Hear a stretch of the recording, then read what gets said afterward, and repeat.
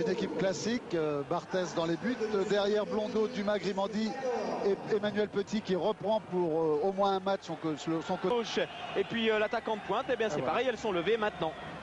Lama, une défense à plat, Fournier, Ngotti, Le Guen et...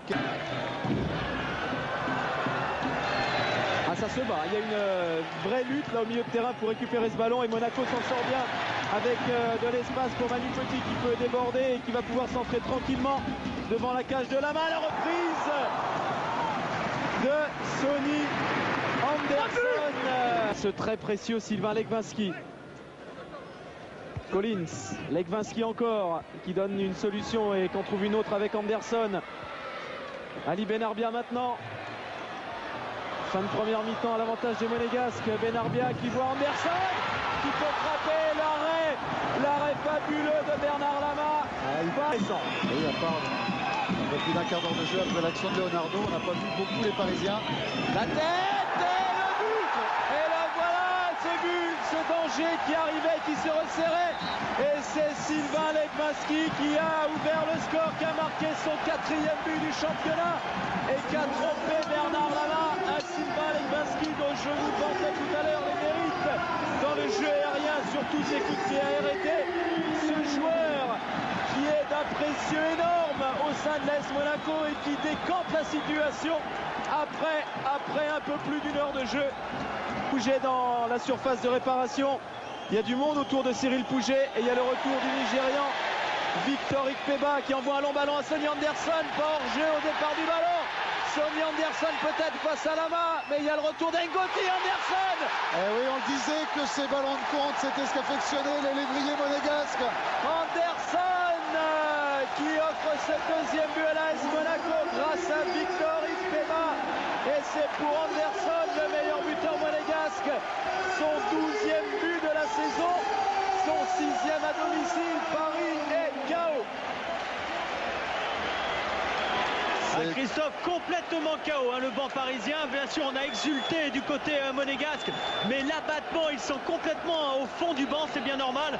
Le 2e but, là, les crucifie complètement. Et quand on sait que les monégasques, sur cette seconde, sur le premier but monégasque, la moindre petite faute, ça s'est tout de suite retourné. Il n'y a pas de hors-jeu, c'est parti dans le dos des défenseurs. Jérôme Leroy dans la surface qui centre et l'arrêt de Fabien Barthez. J'ai stoppé dans son élan par Franck Dumas. Blondeau maintenant. Benarbia avec Ikpeba qui remet Ali Benarbia de l'autre côté. C'est bien fait, il y a Thierry Henry face à Bernard Lama. La sortie de Bernard Lama, ça s'est joué à quelques centimètres. Avec Paul Le Guen qui prolonge jusqu'à Leonardo, stoppé par Patrick Blondeau. Ce ballon est toujours en jeu. Blondeau avec Victor Ikpeba. Conserve ce ballon le Nigérian. Victor Ikpeba joue une 2, c'est bien fait avec Sylvain Legwinski. Ikpeba passe à la main. Oh, la frappe de Victor Ikpeba qui s'écrase sur la barre transversale, c'est pas terminé. Anderson venu à la rescousse.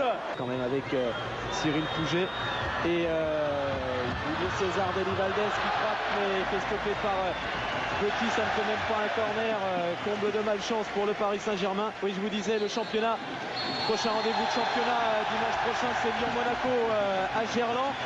Vous pouvez suivre également sur kiosque, mais également en ce qui concerne le football et la 2e division à partir de demain. Rendez-vous hebdomadaire tous les lundis. C'est T2 Max.